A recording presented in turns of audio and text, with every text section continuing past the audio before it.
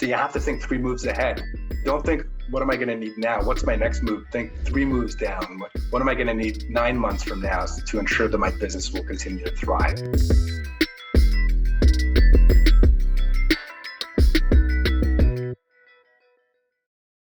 Hi, everyone. I'm Ashoka Maimona, the host of today's interview for Smarter Loans.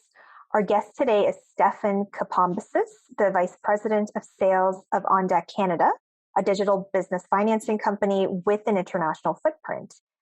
We have lots to cover today, so I will get started with the very obvious question. And I know when we were chatting with David last year, we covered a lot of ground when it comes to the OnDeck journey. But if you want to give us sort of a brief intro of OnDeck Canada, specifically to an audience of potential clients. Sure. Well, first of all, nice to meet you, and thank you for having me. Yeah, look, OnDeck, we provide business financing to small businesses through Canada. Our division, OnDeck Canada, focuses solely on Canada.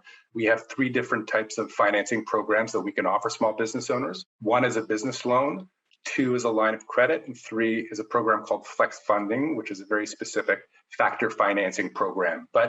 And each of them have their specific advantages and disadvantages. At the end of the day, it's nice that, it's nice when a business owner comes looking for a few bucks to help their business to have more than one program, because, obviously not one program meets the needs. So to give you kind of a broad stroke on those 3 programs, the business loan is exactly what it sounds like. We give a specific dollar amount, and the repayment by definition of a business loan is a fixed dollar amount. Whether that frequency is daily or weekly, the business owner pays back a fixed dollar amount on the business loan. The line of credit, obviously somebody comes in, gets approved for a specific dollar amount, and depending on what they draw, they'll pay back a specific amount catered to or determined by the amount they draw. And the Flex Fund, which is factor financing based on a business's credit and debit card receivables. So it doesn't take into account their cash sales. So we'll look at what their card sales are. For example, if a restaurant does $100,000 of sales a month, only $75,000 are accepted with Visa and MasterCard or debit cards. We'll only look at that $75,000 and determine what they qualify for in terms of financing. And that's a bit of a unique program because the repayment is different. It's a fixed percentage of their daily, weekly, and monthly card sales. So the advantage to that, which is kind of interesting, is the repayment is flexible and often in line with sales. So obviously, most businesses go through different degrees of seasonality. So it's helpful to have a program where if sales are high, your repayment is a little higher. And when sales are low, the repayment is a little lower. So it's advantageous to the business owner. And so some business owners that are more seasonal than others would go for that option. So those are broad overview of the 3 programs that we currently offer. Mm-hmm. No, that's very helpful. And I definitely want to get into the programs, especially for our viewers to understand which might be the best option for them. But before we do, we also want to know about your own journey, your own entrepreneurial and professional journey. So if you wanted to give us a gist of your CV, but how you got into business financing and particularly how you landed at OnDeck.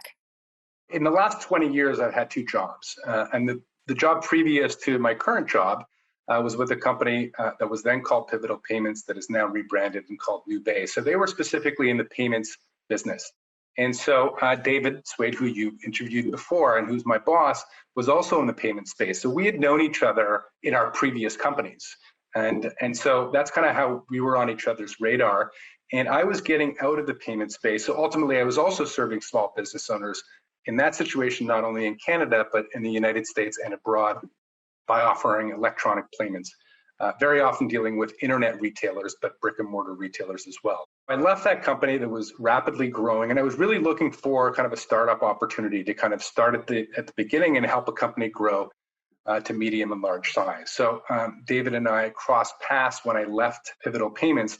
And at Pivotal, I had done various different sales roles, from a salesperson to business development to partner development. So I was exposed to many different sides of the company that way in terms of sales channels. So when David and I crossed paths, at that time, the company was called Mercantile Advance. So it's now called OnDeck, but it went through different phases. Mercantile Advance was its original name. It was then rebranded to Velocity when they added to their product offering. And then We had merged or combined companies with OnDeck Canada and took their name later on in its life cycle. But at the time, Mercantile Advance was only offering the factor financing program that I briefly detailed to you. And so that was the correlation between payments and the financing, because the financing was dictated by the electronic payment component of that business. So it was an ideal cross-sell and almost a sister industry, if you will. And so that's kind of how David and I crossed paths from both of our previous employments to then. And I was looking for an opportunity, and he had just started a company. And we were dealing ultimately with the same type of profile of business owner, the small business owner, more specifically in Canada. So that's been my 20-year journey. And when I started working with David, it was a true startup. I was the first salesperson. I was tasked with bringing in business, building partnerships, and building up a sales team. So brick by brick, over year after year, we slowly built up the company to one of the market leaders in Canada now. But so not only is my professional experience in dealing with small business owners, but my wife is a small business owner herself. She owns a women's boutique called James Boutique. It's right here in Montreal, Quebec, Canada, and has been a business owner for 20 years. And so I've seen her journey in terms of some of the struggles her and her partners have gone through, securing the type of financing they've needed to grow and sustain their business. No, that's actually a great point, and I'll make sure to visit her boutique when I'm in Montreal next. Yeah. But, her story, and as so many other small business owners, across Canada who are looking for funding, the three product offerings that you mentioned. So if you could break down to us perhaps what is a good way for a small business owner to gauge which type of financing is most suitable. There's flexible, there's fixed term loans, there's lines of credit. How does one go about to sort of assess if they're new to the field, if they're just starting a business, or they're looking to expand? Which one would be best suited for them? Yeah, no, I'm happy to answer that question. First of all, my wife would love to have you at her store anytime. I'll make sure you get a discount as well. So, but in terms of, why don't I answer the question in two different components, both with the type of financing we offer, but also financing outside of our company. Because quite frankly, OnDeck doesn't pretend to be everything to everybody. We can't meet every need out there, and we don't pretend to be. So should somebody come to us for one of the three programs we offer, obviously, if you take a business loan or the Flex Funds financing program, we're giving you the money now. And as soon as we give you the money, you start paying it back right away. So really, you have to have an immediate purpose for that funds that you're taking. Otherwise, there's no point in taking it right now. So if you are a small business owner that may require some financing at some point down the road, or maybe a little uncertain, then a line of credit might make more sense, because you can come in and apply for the line of credit now, get approved, but you don't have to use the financing. So if you're not using it, you're not repaying it, so you're not paying for it really, right? Just like the same thing as a tier one bank. So you really have two different options if you want the money right now, for instance. I mean, three, but if you wanted to take a loan or a Flex Funds program and you prefer the flexible repayment because your sales are cyclical and go up and down depending on the week or the month or the season, then you may pay, the flexible repayment financing with the Flex Funds versus the loan. But outside of our company, ultimately, the reality is, we offer short-term financing in our three programs. So the repayment timeline varies between 4 months and 18 months, so that doesn't cover every need out of the market. The reality is small business owners don't only need financing from us. They often go to their bank, obviously, first, So bank financing is often the cheapest type of financing out there. And it's inexpensive very often because banks ask for personal collateral for a business owner to put against the business loan. And they do that because if the loan goes south and the business fails to repay it back, they are ensured that the owner has enough equity in their personal collateral, i.e. their home, for example, to repay the business loan. And that's why they're able to offer, very inexpensive business loan financing. So business owners, they'll go to a bank, but Canadian banks are very conservative by nature, and so are credit unions. So very, very often, they'll go, and if they need $50,000, they may get approved for $30,000, in which case they'll need to source the remaining $20,000 they need or want for their project from an alternative lender like us. So the reality is, we don't pretend to be everything to everybody. Very often, we're catering with business owners that are combining our financing with financing from Royal Bank or BMO or Scotia, or maybe the BDC. And that's the reality of the situation. So it's also probably not safe for anybody to put all their eggs in one basket. And so that phrase can be used in very many different scenarios. Small business owners, it's important to have, I think, more than one provider, and we hope to be one of the two providers or more that you're using. So you want to make sure you're not borrowing too much and your business can afford to pay back the financing providers, but ultimately decide, do you want short-term financing, long-term financing? And if you're looking for short-term financing and land on an OnDeck, then we have 3 programs that may meet your need or want. So that's kind of us with our 3 programs, but more importantly, us when you're thinking about it in the broader scale combined with maybe somebody else. I mean, that's a great tip. And I'm going to be asking you for more tips as we continue chatting. It's interesting what you said about being mindful of sort of the long term as well, in sort of your business journey. So is there a good time to take out a business loan or? What you've seen here for 10 years is ultimately what we're trying to do is no different than banks. We're trying to create a frictionless boarding and application process to make it as easy as possible for merchants to submit an application, to get an approval, and to sign a contract, And one of the things we do well is we do that process very quickly if all the I's are dotted and T's are crossed by the business owner. But if you have a project starting March 1st, for example, you might want to start thinking about applying for some sort of business financing at least a month before, because very often small business owners will come to us 2 days before a project starts and they'll be in a mad panic for what they need to get started, for example. So it's probably best not to wait till the last minute, because if you do have less than perfect credit, whether personal credit or business credit, it could impact the dollar amount that you qualify for your project, or you could get declined, in which case you have to go look for another financing provider out there to meet your needs. So I would say, if you need the money March 1st, then start looking at least a month before and start applying for a month before. Start doing research because there's so many different financing providers. We can't be everything to everybody. So, somebody looks to finance, a $200,000 piece of machinery, even though our financing is unrestricted, lease financing is probably a better option for them just because they're focused on financing specific hardware and we're not. I mean, yes, it can be used for that, but we're not the best use of funds for that specific business purpose. So there needs to be some leeway in terms of sourcing the right financing company for you or your project and going through the application process and approval process, and also them doing their own due diligence on what company is best for them. That's actually a great point, doing the research. So what are some other things that business owners should do before taking out a business loan? Here's what they should think about, I think, because very often they'll come in and they'll apply and our salespeople will say, well, how much do you want or need? They'll be like, oh, what can you give me? Well, I think business owners should only take a dollar amount that they want or need and not more, because ultimately, if you're going to borrow $50,000 or $100,000, it's going to cost, the repayment is obviously going to be much higher on the $100,000 loan than 50, So if my wife wanted to kind of buy $10,000 of inventory, and she spent $10,000 and then sold it for 20, then her profit margin is 10, and whatever our cost of capital is, the profit is, her markup minus our cost of capital. So it's pretty easy math. But if you're borrowing $100,000, using 50 for inventory and keeping the other 50 in the bank, well, that's costing you money, So you should just take a dollar amount that you need or want. And let's say, again, that $50,000, maybe take 55 because unforeseen things happen. For example, if you're taking 50,000 to do a renovation on a restaurant, renovations have unforeseen costs. So maybe take a little more, but just a little insurance for unforeseen circumstances. So focus on the dollar amount that you want or need. Make sure the repayment amount, if you're approved, is manageable. And you as an owner should do that, but we as a company do that for you inadvertently, because we're not going to approve you for amount, or a small business owner for amount that we feel they can't repay.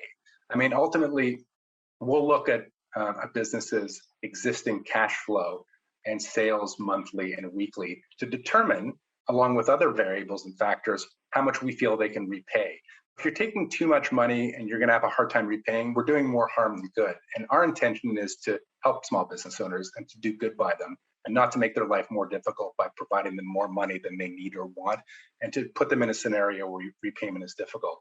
Also, they should look at what the cost of capital is. Cost of capital with us is a little more expensive than a bank. So does it really fit your business purpose? Do the analysis. What is your return on investment when you're taking our money? What are you doing with it? And if that return on investment exceeds the cost of capital, then great, it makes good business sense. Then I think it's something that it's a win-win, and we should both move forward. So those are some of the things that I think small business owners should think very seriously on, because again, very often, if somebody comes in looking for 50 and they have great credit, we can approve them for 100. Some business owners will want to take it. And that's, I think, a mistake. That's when you need a line of credit.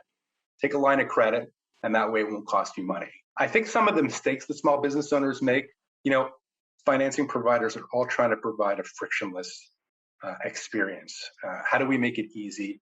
How do we ask for, a limited number of documents to get somebody approved for the amount that they want? But I think very often that creates a bit of a race game between us and all the other alternative lenders. So let's say if you owned a business, it would be smart of you to go to more than one financial provider to submit an application to see what you're qualified for, because not everybody could approve you or could approve you for the amount that you want. So our salespeople are put in a scenario from time to time where a business owner said, well, your competitor, approved me yesterday. If you don't get me approval today, then I'll go with them. And they'll value speed over the offer, and I think that's one of the biggest mistakes business owner makes, because different companies could provide you different value add services, so we may be a better fit than a competitor because of intangibles or policies that we have in place. If they took a little more time to evaluate all their offers and some of the intangibles that each of us offer, then that they would find a better solution for them. When people ask me what makes us different from our competitors, I love that question, because we are different. It's not just what's the cost of your loan compared to your competitor. How do we treat you in the long term? Because we don't want you as a short-term client. We want to build long-term relationships with our clients. And that's very key, because like you said, there are many names on the street helping out small business employers who are also employing so many Canadians. So it really is important to remember that you want to have that healthy relationship so that you can look to the future of your company and those you employ. I mean, you mentioned a couple of these things, Stefan, credit history, healthy cash flow.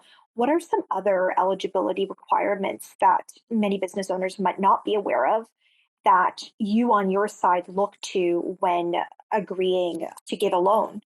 Well, look, time in business for sure. One of the advantages to a company like us, quite frankly, over a bank is banks can be reluctant to deal with businesses that are less than 3 years old. With our Flex Funds program, which is the program that ties in card sales, you only have to be in business and operational for 6 months. And with a loan or line of credit, it's only a minimum of 1 year. So that's a great advantage. So that's one of the requirements.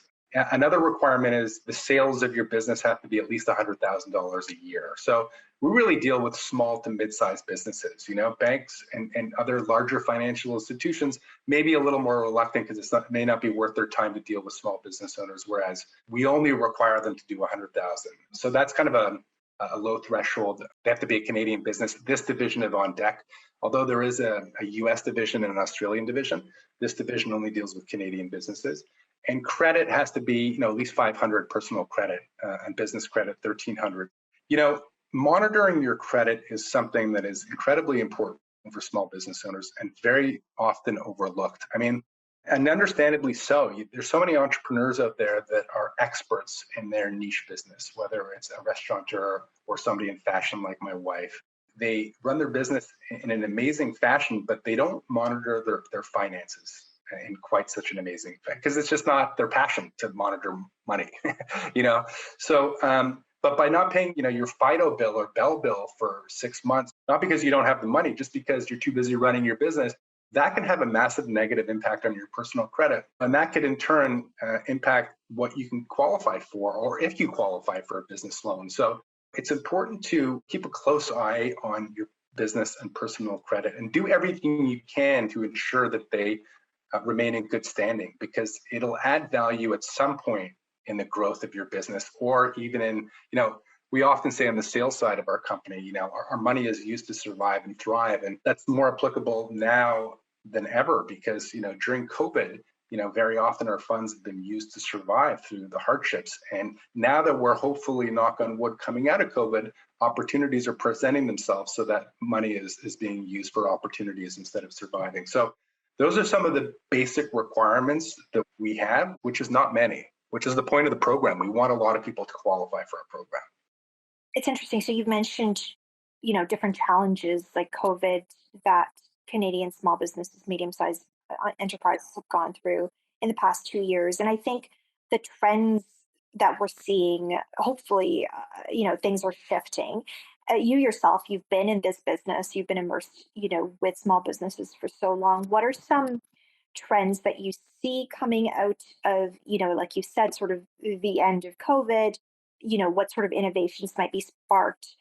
What is sort of your prognosis on 2022?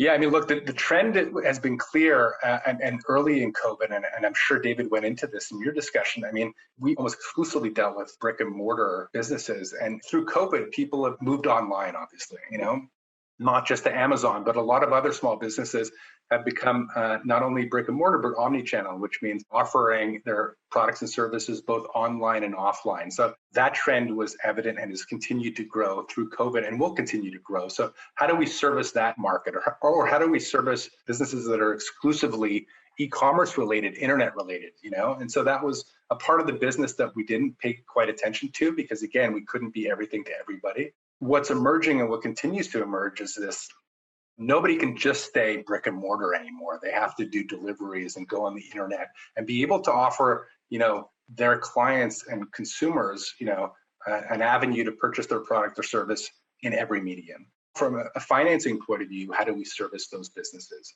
We were negatively impacted by COVID because all the brick and mortar businesses that came to us for financing before went to the government and their government programs that offered interest-free loans for 2 years. If you get an interest-free loan, that's a pretty good deal, So we had to pivot as well. I mean, we've all had to pivot, both suppliers and small businesses, and we too are a small business, right? So we had to kind of find a new demographic when our old one was getting, loans from the bank.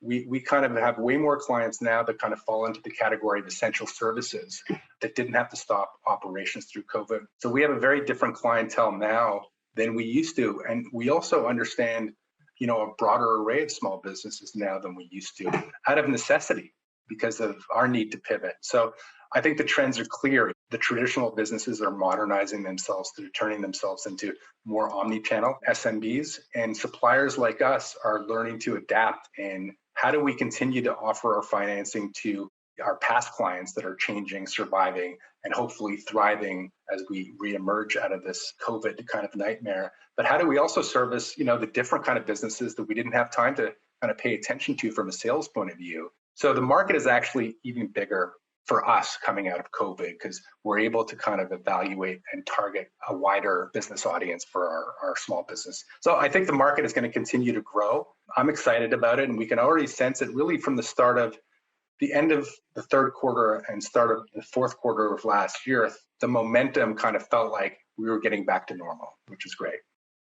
In terms of this new dynamic that we're entering, are there any challenges that you foresee, or do you have any tips for business owners who are looking to grow or start in this sort of climate now when they're looking for business capital?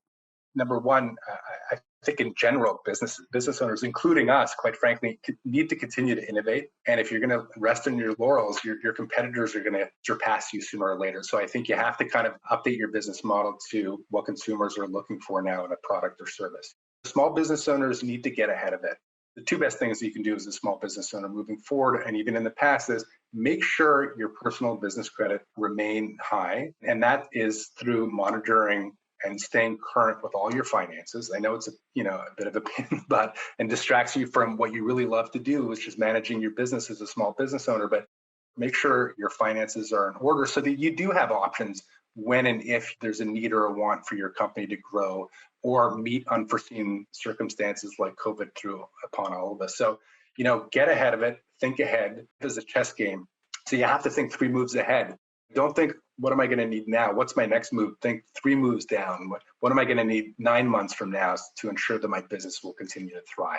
Who are the companies I want to align with? Is OnDeck Canada one of those companies? For many small businesses out there, we are, because of our variety of programs. And the fact is, I sleep well at night because the company that I work for and have worked for a decade genuinely has the best interests of small business owners in mind. At times, we're accused of being conservative because sometimes we'll offer a small business owner less than what they're looking for, but we're doing it because we don't want to put them in a position of having a repayment program that's not manageable. So, ultimately, you got to be organized from a small business point of view. You got to manage your finances well, and you got to pick your financing provider out there in the market that meets your needs and has your best interest in mind, because not all of them do. People look at a short-term financing provider like us sometimes and say, okay, what do I need now? But ultimately, 80% of our clients take additional financing, take more than one loan when their initial loan kind of terminates or ends. It pays to build relationships. When we work with a client, we can offer them maybe a 6-month loan to begin with, and then for the next 3 years, they take more and more loans when different needs and wants come up in their business. And so after years of history, obviously there's a trust level between us and our clients. It gives them options. So it's really important to build a relationship with a financing provider that you choose for your business. Don't only look at a financing company as to go to when you need something. I mean, look at them as a long-term partnership and develop a history with them. Open a line of credit if you don't have an immediate need. Take out a business loan, but build that history, because it's the same thing with Royal Bank, whom I've been with for 30 plus years. I don't even have to ask them for lines of credit. They just keep on offering me things because I've had such a long history with them and they know everything about me. So there's a trust level there. So I think you have to, from a business owner's point of view, you have to kind of build that relationship. And that's the way they should look at it, in my opinion. And that's why I think our partnership with your company makes so much sense. You're not exclusively promoting our brand, or your company is actually promoting multiple financing programs out there, because you know better than anybody that not everybody fits into one little neat pocket in terms of financing programs. So our goal with you is to be one of the financing providers listed with you guys. And that's the same thing with our clients. So I would encourage, small business owners to continue to educate themselves to find out through companies like yours which program meets their needs the best. Mm-hmm. And speaking of entrepreneurs or aspiring entrepreneurs, where should they go to learn more about OnDeck Canada and reach out to any of your representatives? Well, they can come to our website, absolutely, ondeck.ca, and then just give us a call. We have obviously a number of people waiting to pick up the phone and answer any questions they may have in terms of our program, any of our 3 programs, and what we have cooking going forward, and why we think we're a good fit for them. Well, thank you so much for your time today. It's been lovely chatting, and all the best, and we will chat again soon, hopefully. Thank you so much. Have a great day.